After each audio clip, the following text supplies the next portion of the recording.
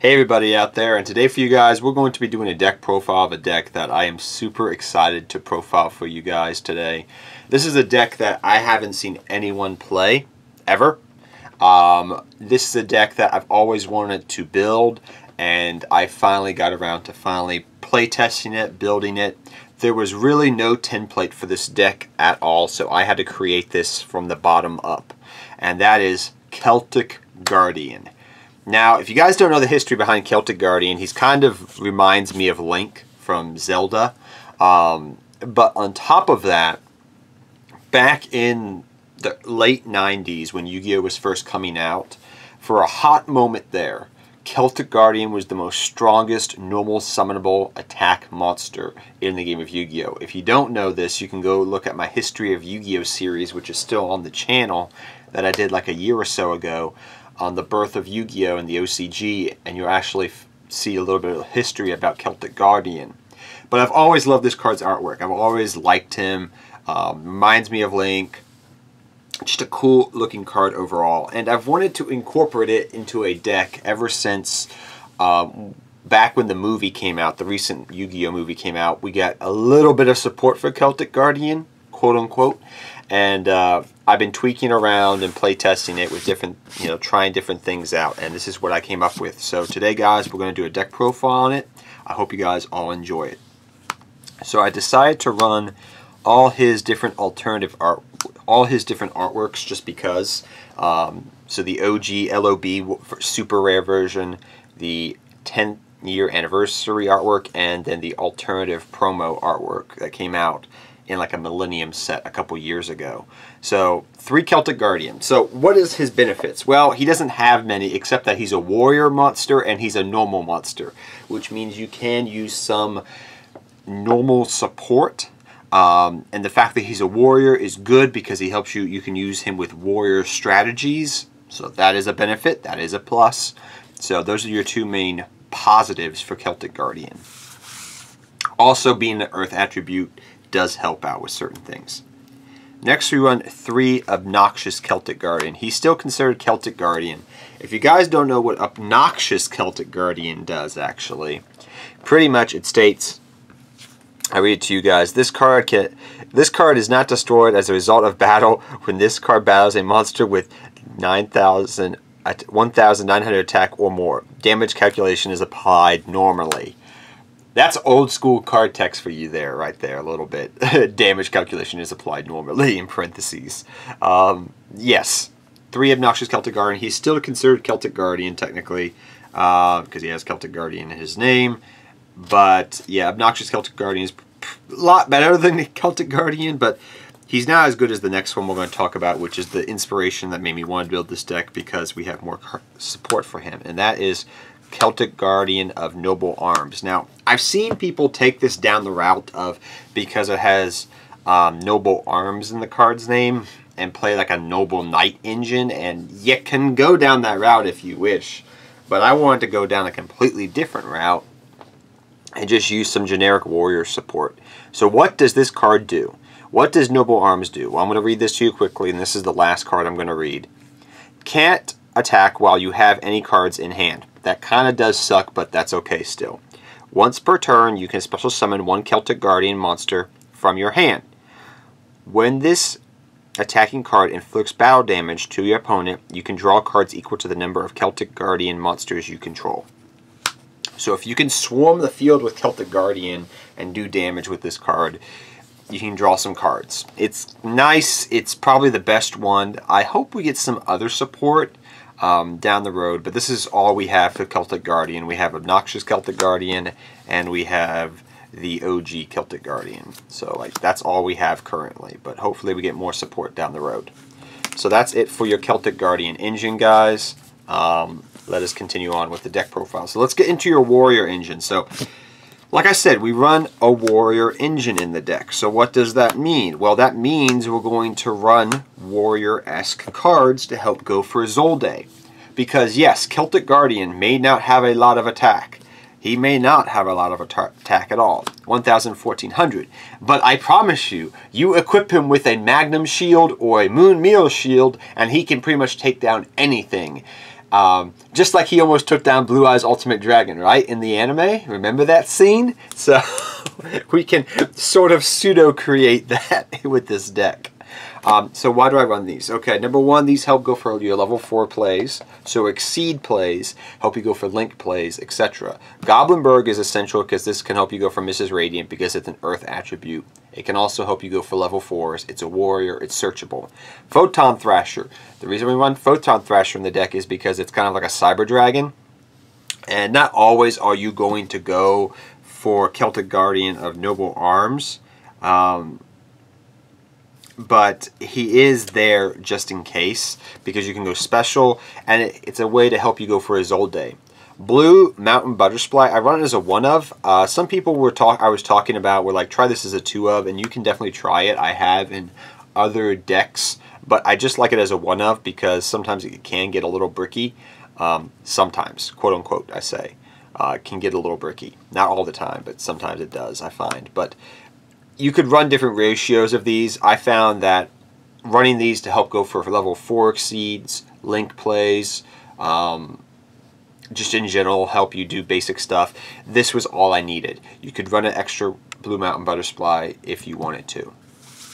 This helps you mainly go for Isolde for your main Link and other Links, but mainly Isolde and level 4s. Next, we have a little tech engine we run in the deck. Hey, remember guys, this is technically a Yu-Gi-Moto deck. So why are we running this? And we're also running, in addition to that, Silent Swordsman level 7. Well, if you guys know, I love this card as a warrior support engine. What does Silent Swordsman do? He's really, really good. If you've played Duel Links before, you've probably run against this and seen how good it is. But in real life Yu-Gi-Oh, it's pretty decent still. So you contribute to you contribute a warrior monster you have on the field to special summon this card from your hand.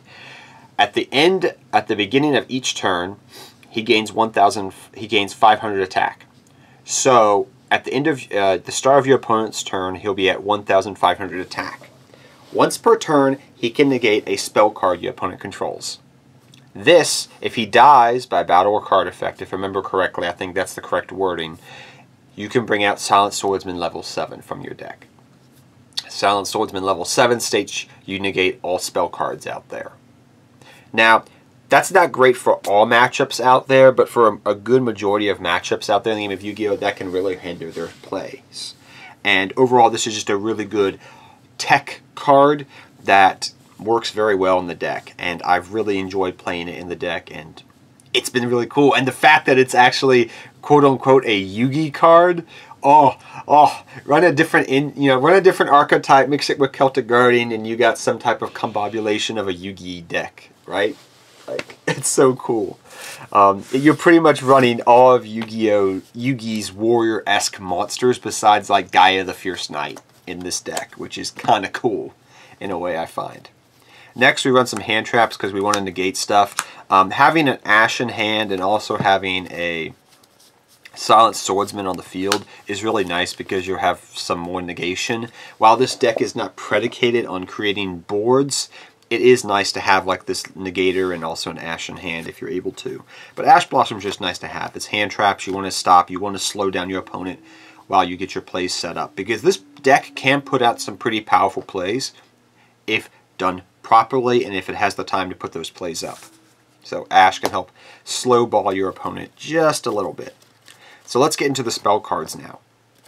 Next we run Silent Sword Slash. So what does Silent Sword Slash do?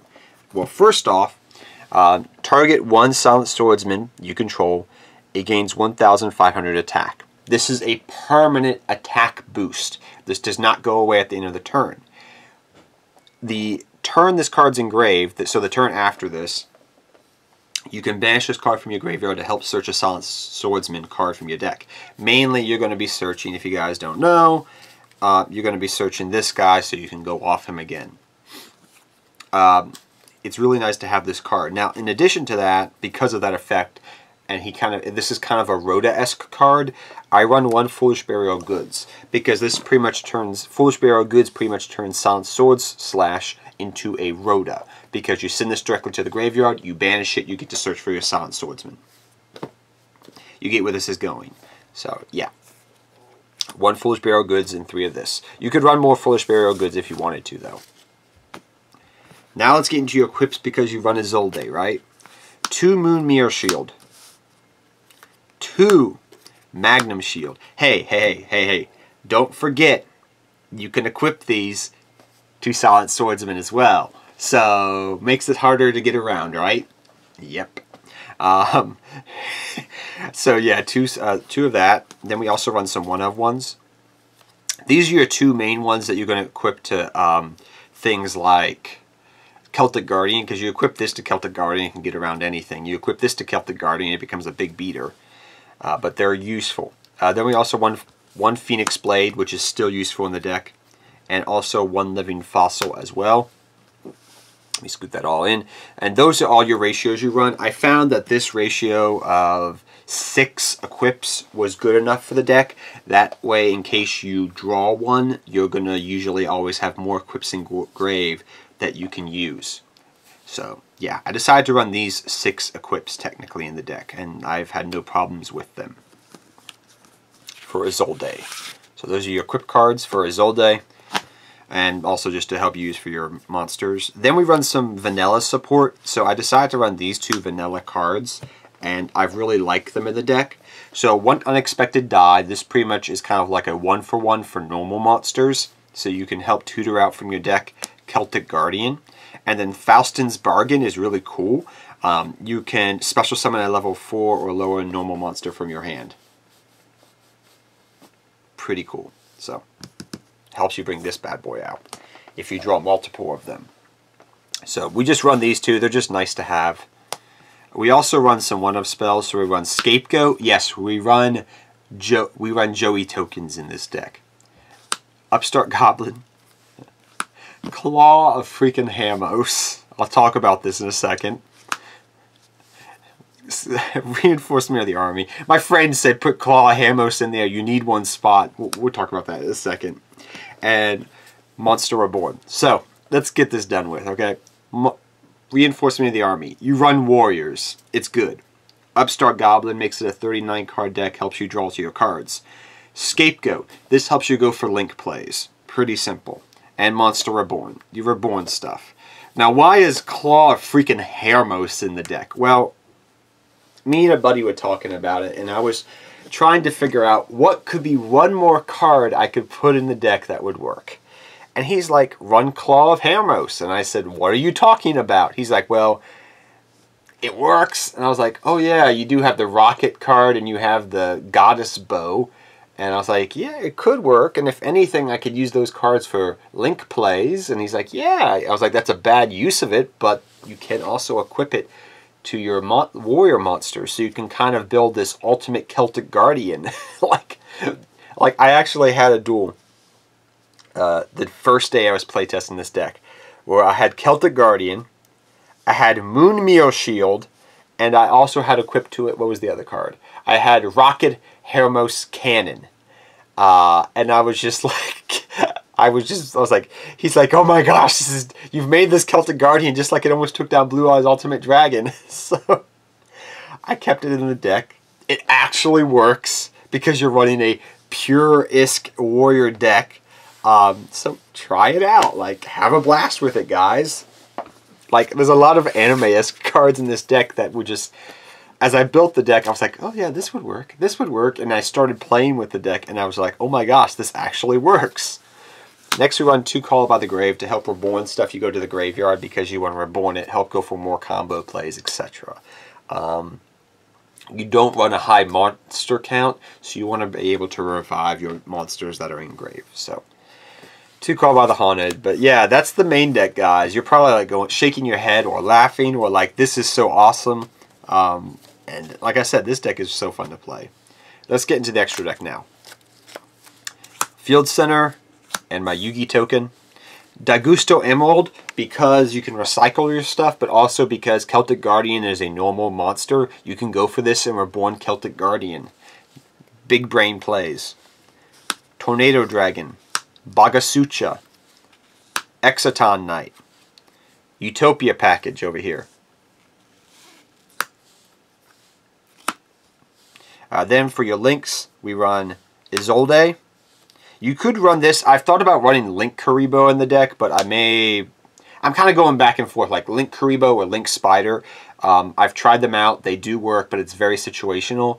I'm also trying this out currently today, but you could run Link Kuriboh or Link Spider instead. Mrs. Radiant, Phoenix, this Nightmare Engine, Phoenix, Cerberus, Unicorn. Then we also run Bull Sword. Then we run the Rocket Hermos Cannon and Goddess Bow. And then we also run our tokens for our scapegoat play. I run my waifu tokens, what can I say? But, saying all that, I hope you guys all enjoyed this deck profile. This deck profile was so freaking fun to build. I am not joking at all. Like, this deck is so freaking badass. Like, you run so many anime cards, and when I built this deck, that wasn't the intent initially. But as time went on, and we play tested the deck, and we tried it out over the last month, I was like, wow, this works, and I have to leave some of these cards in the deck because they're actually good to run. So, hope you all enjoyed this Celtic Guardian deck profile. Until next time, take care, have fun dueling, good luck dueling, and I'll see all of you guys next time. Take care, everybody. Hope you guys enjoyed this video. If you did, remember to thumbs up and subscribe to the channel. Take care, everybody.